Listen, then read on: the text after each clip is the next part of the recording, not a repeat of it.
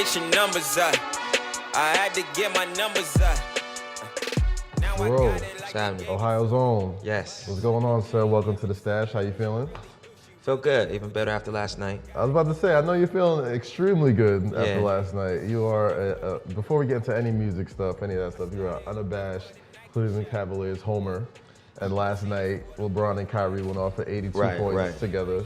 Right. How's that feel? I know, being a native Clevelander, I mean, like, that was a huge game for you. Yeah. It might have been the biggest game of y'all lives. I'm from Columbus. Oh, Ohio, my fault. Yeah. Columbus, so Ohio. From Columbus, like 2 hours south from Cleveland. Okay. And I didn't grow up like a Cavs fan. I've always been like a player guy. Gotcha. So it's like, one, I'm rooting for, Ohio. And then two, I'm a Bron fan. I'm a Kyrie fan. So it was great. It was a great victory. Gotcha. Yeah. So I'm gonna put you on the spot. So like when LeBron left for Miami, did you follow LeBron to Miami too? And then when he came back, everything was all good, or what was that situation like for you? Yeah, because I didn't see any issue with it. Gotcha. Like I understood. I can understand why people would feel some type of way, but it's like, the weird part for me is like most of these players aren't from the cities of the teams they play for, so it's always weird to me the way people like. It's just weird. It'd be different if like these people, all the players were born and raised in those cities they play for. So that's why it was different for you, because like not only did he play for your home team, but he's from the home state. Right. Okay. But it's a business, Like I had no issue with him taking his talents to Miami at all. I was definitely at some games in Miami. Gotcha. So I didn't have, Tight. So let's talk about the music, man. I know a lot of people may be familiar with your work with Fly Union. Right. I was a really big Fly Union fan, Dope. it was something that it was a really dope sound that came up through that era, especially in the early internet age. So tell me a little bit about people who may not be familiar with your group work and may just be familiar with you as a solo artist. Talk about those Fly Union era and how that was. We did a lot when, like in retrospect, when I look back and say, wow, there was some trailblazing going on for sure. We worked with the likes of, Big Sean, Currency, Chip, Dom Kennedy. I went on tour with Kendrick Lamar, Good Kid, Mad City Run. Yep. I know I'm missing some stuff for sure, but it was. It was a moment, like if you go back and do some research, you'll find a lot of work, for sure. I learned a lot. Yeah. So is there? I know a lot of people when they break off from a group, like either it's always one of two things. Either one, they have so much that they want to do, and it's hard to do that in a group setting, or the group did so much and now it's awkward to kind of be on your own. Like what do you think you fall more into as far as being a solo performer? It's a good question.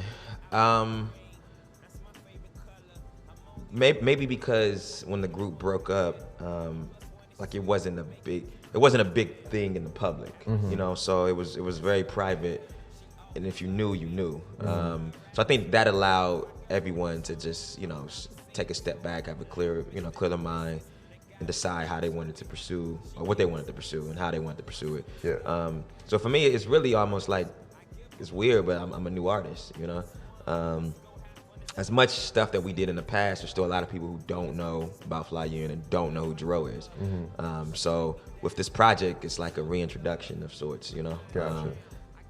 So for me, the biggest challenge probably is just performing by yourself. Yeah. Like that's probably, this is the first time I've ever like touched the stage by myself. Solo. Yeah. So it's just kind of weird, Is that why? Is that kind of like the inspiration behind the title, Never How You Plan? Like, because I'm assuming, obviously, and I'm just guessing here. Like, I'm assuming you and Fly Union, you guys have been together since y'all were kids. You know what I mean? So I don't envision groups really breaking up like that. So is Never How You Plan? Is that kind of like playing into this isn't how I wanted it to happen, but I guess this is where it is now. Yeah, all of that. Like when, at the end of 2014, I was in a rap group living in Ohio, signed to Interscope. at the beginning of 2015, I was unsigned, living in LA as a solo artist. So none of that I didn't see it coming, the way it came. But that's basically it. The idea that a lot of times we have a plan of how we want to see things happen. Yeah. And it still might happen. It just might not happen the way we thought it would. Gotcha. So yeah. We saw, your beat spot that just came out last Yeah. week, you know what I mean? And obviously it's a big look for Ohio. It's a big look for yourself as Right. an artist and people, seeing you more as a solo artist. So tell me what it was like making that spot and how that all came together. It's interesting how a lot of these things have like manifested. We dropped the project in April 8th. And then it was like this infamous Bron IG post.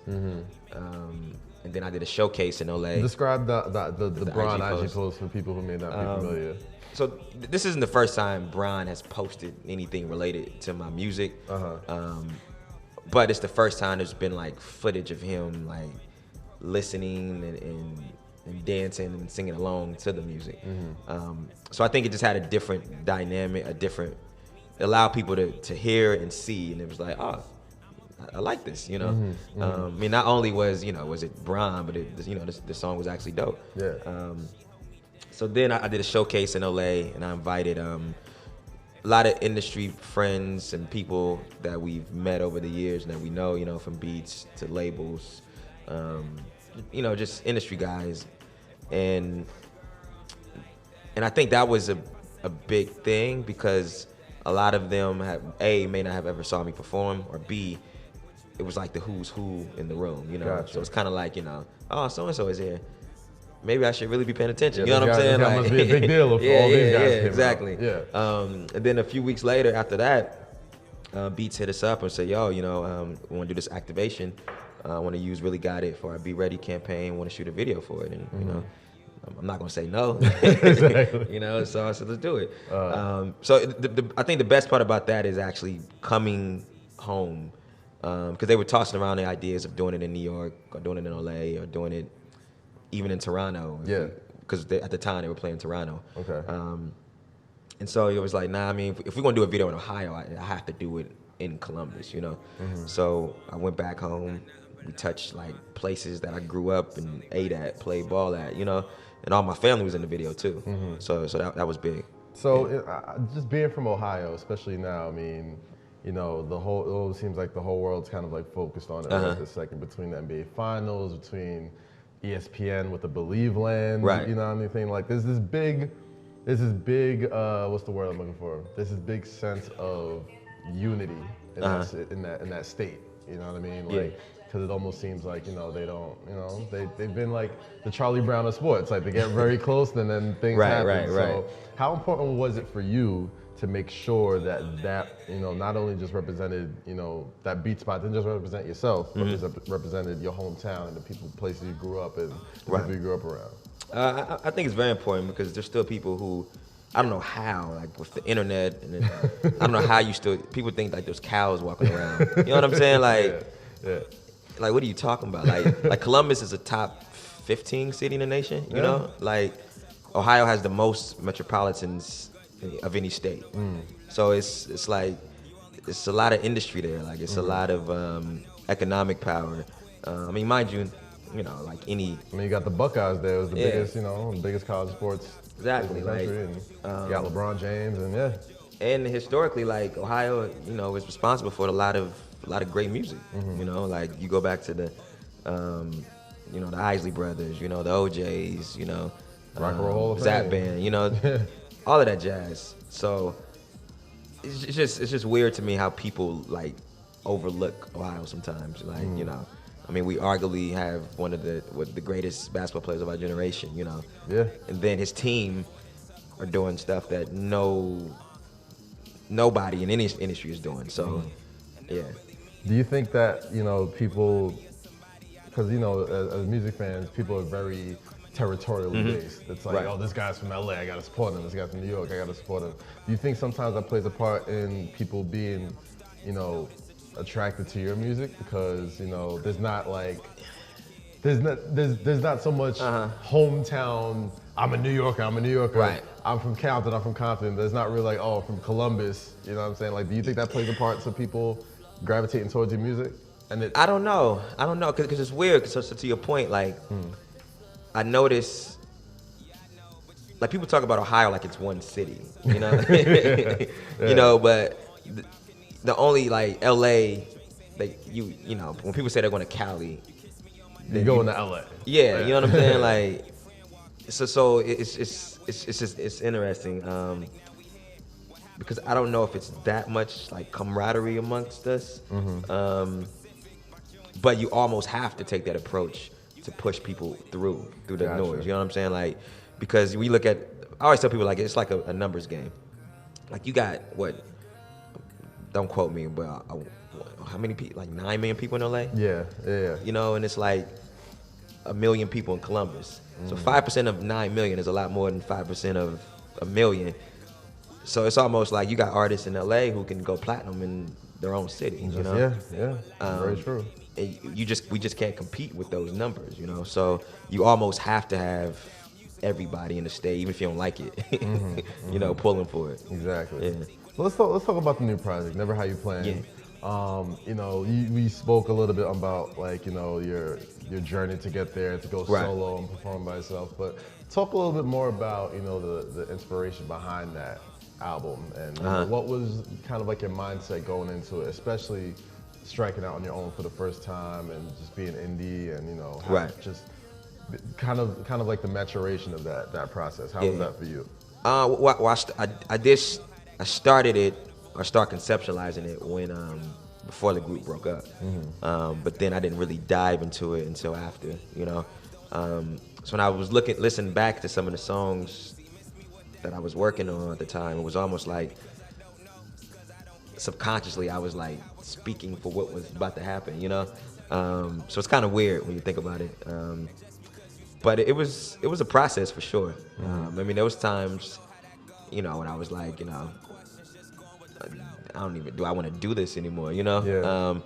And if you listen to it, to the album, I mean, I touch on it, like one song I say, you know, sometimes I don't want to run, like, that's like really real, you know? I was about to say, like, I mean, it has to be, you know, there's got to be a lot of pressure, especially, you know, leaving a group, and you know, I'm not exactly sure of the terms of what y'all left, but I mean, I'm certain it couldn't have been, you know, the best terms, you know what I mean? Like, I'm certain it had to be some sort of, you know, trauma to, you know, lead you to go solo. So I mean, what was it like to, you know, have to get over that, I don't want to say fear, but you know, that hump of, okay, like, I can do this on my own. Right. I can't say it was, I don't know if challenging is the word, but it definitely took some like mental like strength, you know. One, I wanted to do a solo project, just because I've never done a solo project, and I know people have been asking for that for years. Yeah. So I want to do it for myself, but also do it for, like, you know, the people who've been down, and then my friends. Because I remember one time my homie Mav, he was like, Jerreau, do you think you could do it? Like a solo album, like, you know, 3 raps per song for 10 plus tracks, you know. And I was like, well, we gonna see, you know.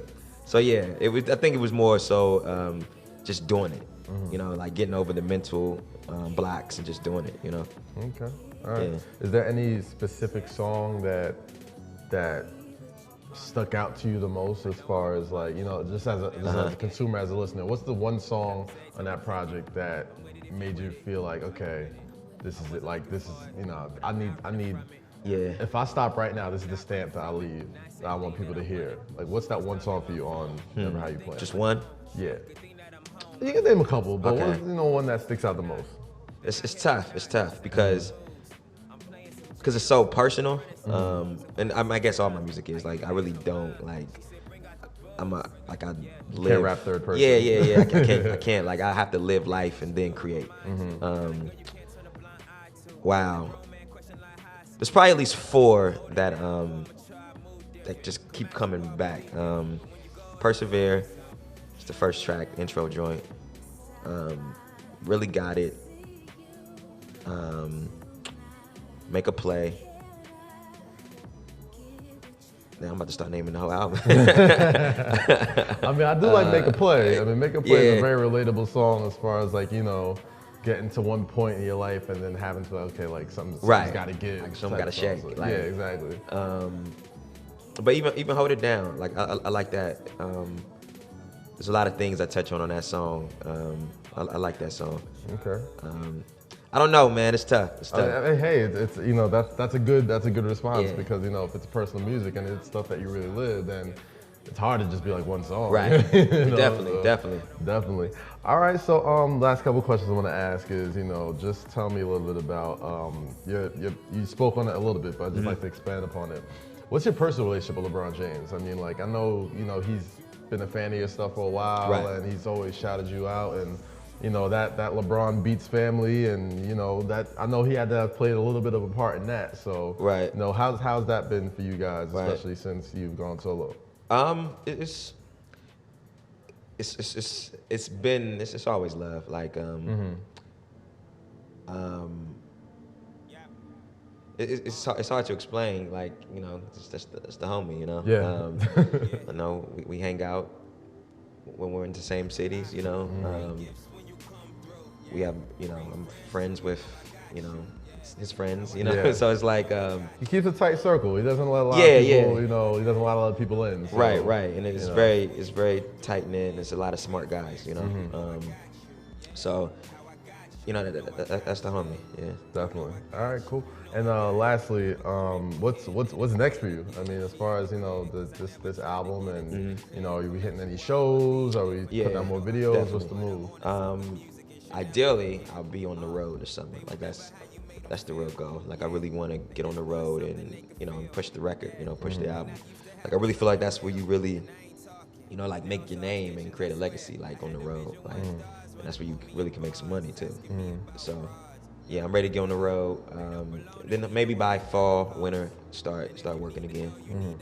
Now, another question that I might have forgot to ask before, but is there anybody who's heard your project this year or heard your music in the past couple of years that like has surprised you? Like, oh man, like this guy's checking for me. Like, oh shit, like like.